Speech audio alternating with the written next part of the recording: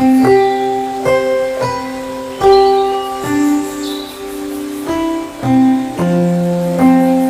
मैं आपको बताना चाहूँगी जो बच्चों के दांत वक्त से पहले टूट जाते हैं या वक्त से पहले ख़राब हो जाते हैं, उनको हमें किस तरीके से मैनेज करना चाहिए। बच्चों के जो दांत हैं वो वक्त से पहले कई कारणों की वजह से टूटते हैं, जैसे कीड़ा लगना या फिर दांतों में गिरने की वजह से टूट जाना। तो उन दांतों को हमें ज़्यादातर, या तो हम अगर कीड़ा लगता है तो हम नस का इलाज करके उसको सही करके कैप लगा के चला सकते हैं, पर अगर हम उन दांतों को सही नहीं कर सकते हैं तो हमें उन्हें वक्त से पहले निकालना पड़ता है। और वक्त से पहले जब हम दूध के दांत को निकालते हैं तो ये बिल्कुल पॉसिबल चीज़ है कि जो पक्के दांत नीचे से आएंगे उनकी जगह खराब हो जाएगी, क्योंकि कुदरती तौर पे दूध के दांत हिलते रहते हैं, आगे पीछे शिफ्ट होते रहते हैं, तो वो पक्के दांतों की जगह ले लेते हैं। इसीलिए दूध के दांतों को हम नेचुरल स्पेस मेंटेनर बोलते हैं बच्चों के मुंह के लिए। अब वो नेचुरल स्पेस मेंटेनर तो निकल गया, फिर अब हम उस दांत की जगह को हटा देंगे, उधर हम एक क्लिप जैसी चीज़ लगा देते हैं, जिससे कि जो बच्चे की पक्के दांत हैं वो उस क्लिप के अंदर से निकल के आए।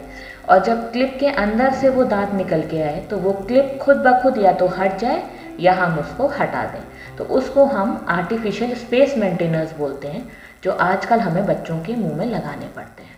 दूसरे तरीके हैं, अब सपोज़ आपके बच्चे का दांत निकल गया और आपको इस बारे में आइडिया ही नहीं था कि भाई कोई स्पेस मेंटेनर नाम की भी चीज़ होती है, उस चीज़ को भी हम मैनेज कर सकते हैं। उस केस में हम स्पेस रीगेनर्स लगाते हैं।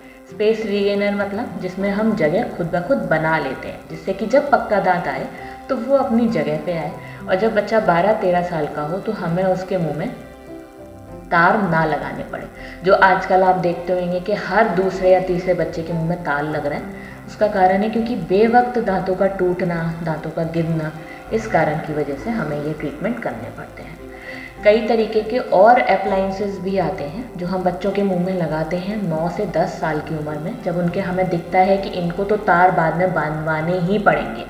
तो उस केस में हम मायोफंक्शनल अप्लायंस नामक चीज़ आती है, जिसमें हम बच्चों को जो जबड़ा गलत तरीके से बढ़ रहा है या दांत टेढ़े मेढ़े होते हुए हमें दिखाई दे रहे हैं, उनको हम शिफ्ट करके उस कंडीशन को वहीं की वहीं रोक सकते हैं। तो इस कंडीशन में भी हम मायोफंक्शनल अप्लायंसेस लगा सकते हैं। दूसरा सबसे इम्पॉर्टेंट बात, बच्चों के दांतों की सफाई। अगर आप दांतों की सफाई रखते हैं तो कहीं हद तक आप कंडीशन को खराब होने से बचा सकते हैं। तो दांतों की सफाई का खास ध्यान रखें। जब बच्चा 10 साल का हो तब तक उसके मुंह में ब्रश जरूर करवाएं। उसको ये इम्पोर्टेंस बताएं कि जैसे हम शरीर अपना पूरा साफ रखते हैं, नहाते धोते हैं, इसी तरीके से हमारे दांत भी साफ रहने चाहिए।